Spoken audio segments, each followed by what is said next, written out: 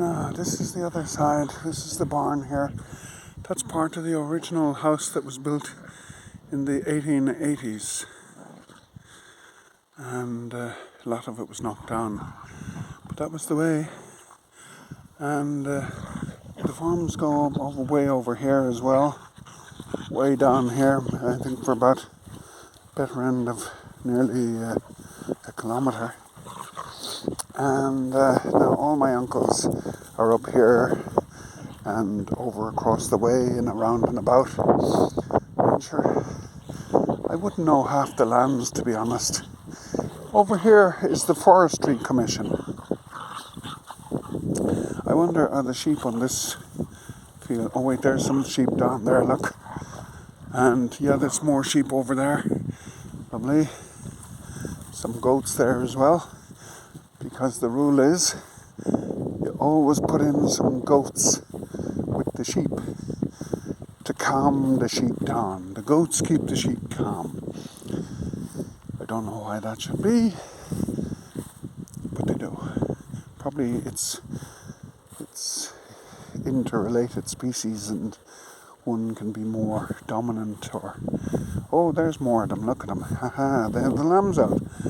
No, there's no lambs in this field. They must be somewhere else. And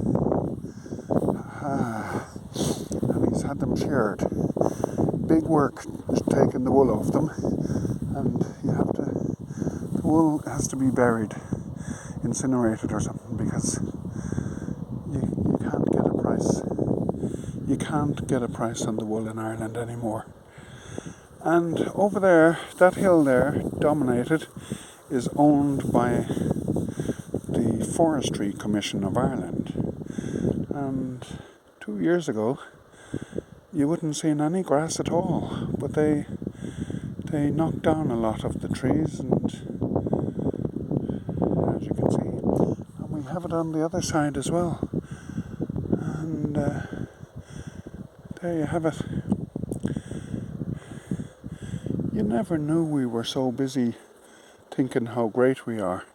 Another uncle, there's a forest up on that far side there, and he goes walking there every morning at 7 o'clock. I said I'd go with him, but I didn't, because the grass is too wet, which means the leaves on the trees are too wet. And sure, I had a chat with him anyway yesterday. And there you have it. I can't see the goat, but I'm not wearing my glasses anyway. Now, you see all this terrible green. It'd burn your eyes. It would burn your eyes, all this green. Sure, you wouldn't know what to do with it.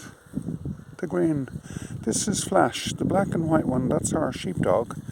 And my Uncle Peter was trying to train this other yoke into a sheepdog, but I think I ruined him because he's semi-wild. He does what he wants. And I have that tendency with dogs to make them wild, but that's okay. And there you have it. My Uncle Peter fixes old tractors as a hobby.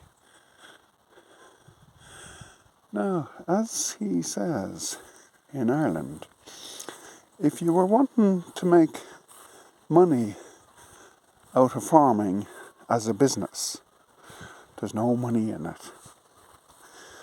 But as a hobby, you do very, very well. And I love that distinction. So you can load on all your expenses for everything. And the EU will pay the bills. And there'll still be a lot of change left over. And there you have it. This, I'd say that's still slightly habitable, but it's been left there now for a few years. And in the old days, we'd have workers here, and somebody would live there, and there was another smaller one somewhere as well. And then an old aunt came in, Marie, lovely lady, and she lived there for a while, and she built a house up here, a bungalow,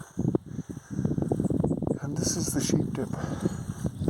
This is very important on a working sheep farm. The sheep dip. Has he closed it over? Oh no, it's not closed over. Well, I'm sure you know how it works. The sheep dip. And all the rubbish thrown out. That's the terrible thing I dislike about the farm. The rubbish we don't need, it's just thrown there.